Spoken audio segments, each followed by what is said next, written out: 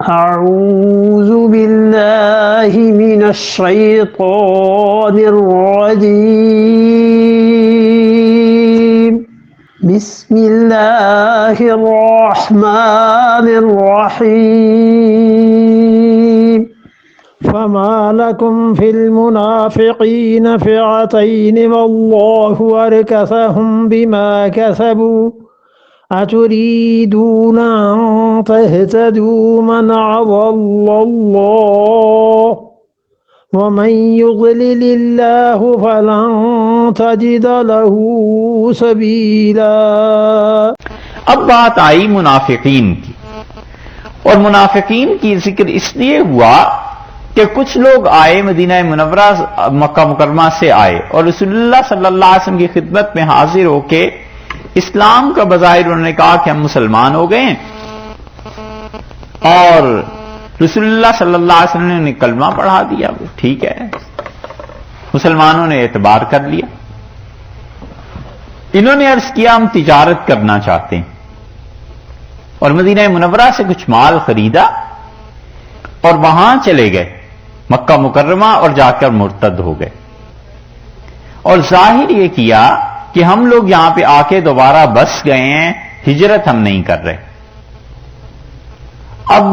مسلمانوں کو جب ان سے لڑنے کا موقع ہوا تو کچھ لوگوں کا صحابہ رضی اللہ عنہ کا خیال تھا کہ کچھ بھی ہوں ہیں تو یہ آخر مسلمان ہی، کلمہ انہوں نے پڑھا ہے، اسلام کا دعویٰ بھی کرتے ہیں۔ اور کچھ مسلمانوں نے کہا بالکل نہیں، انہوں نے ہجرت نہیں کی اور کافروں سے جا کے مل گئے ہیں وہاں، اور ایسی ایسی باتیں یہ کرنے لگے ہیں، اس لیے ان کو بھی مارنا ضروری ہے، یہ بھی کافروں ہی کے دوست ہیں، یہ بھی کافر ہیں، حربی کافر ہیں۔ اللہ تعالی نے اس پر یہ مسلسل آیات نازل کی ہیں یہاں سے، اور ان کے 3 گروہوں کا ذکر فرمایا ہے کہ کون سا گروہ کس کے ساتھ ہے اور اس کے ساتھ کیا کرنا ہے۔ اور صحابہ رضی اللہ عنہ کے اس اختلاف کا فیصلہ کرنے کے لیے شروع سے ہی کہہ دیا ہے کہ فما لکم فی المنافقین، تمہیں ان منافقین کے بارے میں کیا ہو گیا، تم کو کیا پڑا ہے،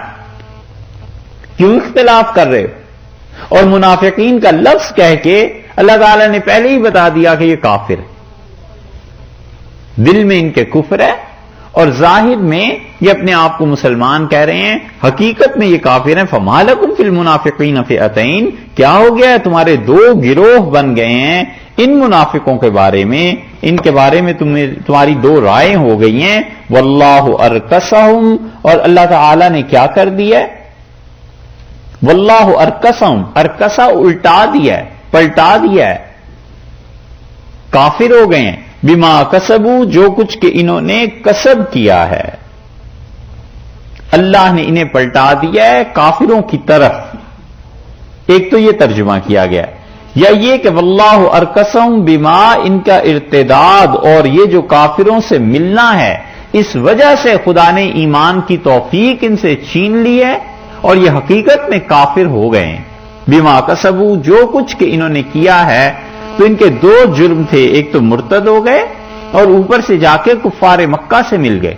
اللہ نے کہا ہے جو 2 جرم انہوں نے کیے ہیں نا، واللہ ارکسہم بما کسبوا، ان منافقوں کو اس کی سزا ملی ہے۔ اتریدون، کیا تم یہ چاہتے ہو کہ ان تہدوا، کہ وہ ہدایت دے دیں، ہدایت پہ آ جائیں اس انسان کے لیے کہ تم راہ پر لاؤ۔ اتریدون، کیا تم یہ چاہتے ہو کہ ان تہدوا، تم ہدایت دے دو، تم راہ پر لاؤ، من اضل اللہ، جسے اللہ نے گمراہ کر دیا ہے، تم اس کو ہدایت پر لانا چاہتے ہو؟ اس کے کرتوت تو دیکھو کیا ہے۔ اصل میں تمام چیزوں کے خالق اللہ ہیں خود، اور اللہ تعالی ہی نے تخلیق کیا ہے ساری چیزوں کو۔ ایک آدمی گھر بنائے ساری چیزیں اور بیت الخلاء نہ بنائے تو کتنا برا لگے گا، وہ بھی گھر کا ہی ایک حصہ ہے۔ اسی طرح اس ساری کائنات کو بنایا ہے اور اس میں ایمان کو پیدا کیا ہے، تو کفر کو بھی اللہ ہی نے پیدا کیا ہے، کسی اور نے نہیں پیدا کیا۔ اس لیے سورہ نساء میں جو ہے نا، کل من عند اللہ، ہر چیز اللہ کی طرف سے ہے۔ تو جو چیزیں شر اور برائی نظر آتی ہیں ان میں سے ایک چیز تو وہ حصہ بڑا وہ ہے جسے انسان کا استعمال برائی بنا دیتا ہے، حقیقت میں برائی نہیں ہے۔ پیسہ ہے، اس کا استعمال آدمی کے ہاتھ میں ہے، اچھا بھی ہو جاتا ہے، برا بھی ہو جاتا ہے۔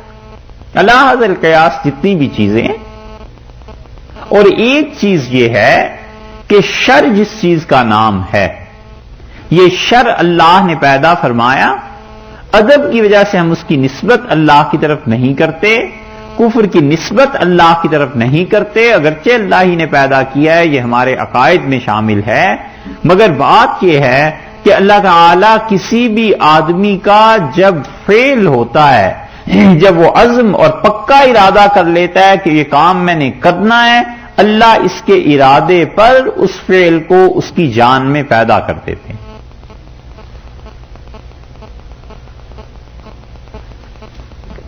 بس اتنی بات۔ جب کوئی آدمی کسی گناہ کا شدید پکا ارادہ کر لیتا ہے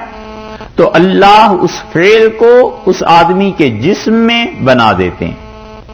تو خالق اللہ ہے اور کاسب کرنے والا، فاعل کسب کرنے والا بندہ ہے۔ یہ ہے اعتدال کی راہ جو اہل سنت والجماعت نے اپنائی جبر اور قدر کے درمیان، کہ کچھ لوگوں نے کہا اس جہان میں کوئی تقدیر خدا کی ہے ہی نہیں، ہر آدمی کو اختیار ہے جو مرضی کرتا پھرے، اور کچھ نے کہا کہ ہر آدمی پابند ہے، کافر کفر کرتا ہے تو خدا کے ہی مجبور کرنے سے، اور مومن ایمان لاتا ہے تو خدا کے ہی مجبور کرنے سے۔ ان دونوں کے درمیان اہل سنت والجماعت کا عقیدہ یہ کہ انہوں نے کہا کفر کا ان ساری چیزوں کا پیدا کرنے والا تو یقیناً اللہ ہے، لیکن یہ انسان کے جسم میں یہ چیزیں پیدا ہوتی ہیں، گناہ کا جذبہ اور داعیہ جب اس کا قوی ہوتا ہے کہ میں نے یہ حرکت کرنی ہے، تو اس کی اس طلب پہ اللہ اس فعل کو اس میں پیدا کر دیتا ہے۔ بس علم کلام کے جو معرکۃ الآراء مسائل رہے ہیں اہل سنت والجماعت کے عقیدے میں، اور معتزلہ اور خوارج میں، اور جبریہ اور قدریہ میں، ان سارے فرقوں میں معرکۃ الآراء مسائل میں سے ایک مسئلہ یہ بھی رہا ہے، اور ہم کہتے ہیں کہ ہمارا ایمان اور عقیدہ ہے کہ اللہ ان سب چیزوں کا خالق ہے، اور بندہ جب طلب کرتا ہے، ارادہ کرتا ہے پختہ، تو اس کا فاعل انسان بن جاتا ہے، کاسب بندہ ہے، اور خالق اللہ ہے۔ اس لیے اللہ تعالیٰ نے فرمایا کہ اتریدون ان تہدوا من ضل اللہ، کیا تم اسے ہدایت دو گے جسے اللہ تعالیٰ نے گمراہ کر دیے؟ یعنی اس نے عزم اور ارادہ کر لیا ہے گمراہی کا، سب اسے پتا ہے یہ ہدایت ہے، یہ گمراہی ہے، لیکن اس نے اپنے آپ اپنے چوائس سے جب گمراہی کو لے لیا ہے، اللہ نے اس کے اس ارادے پر اس فعل کو اس کے جسم میں پیدا کر دیا۔ وَمَن يُضْلِلِ اللَّهُ، اور جس آدمی کو اللہ تعالی راہ نہ دے، فَلَن تَجِدَ لَهُ سَبِيلًا، تم اس کے لیے کوئی راہ نہیں دیکھ سکتے، تم اس کو کوئی فَلَن تَجِدَ لَهُ سَبِيلًا، تم اس کے لیے کوئی راستہ نہیں پاؤ گے، کیونکہ اللہ نے خود اس کے عزم اور ارادے پر ہدایت کو اس کے لیے بند کر دیا۔ تو جو منافقین رسول اللہ صلی اللہ علیہ وسلم کے ساتھ دھوکہ دہی کرتے تھے، بتا دیا کہ دیکھو ان کا حال یہ ہے، آئے تھے مکہ مکرمہ میں سے اور ایمان قبول کیا، اور پھر مدینہ منورہ چھوڑ کے مکہ پلٹ گئے، نہ ہجرت کی نہ کچھ اور ارتداد کیا۔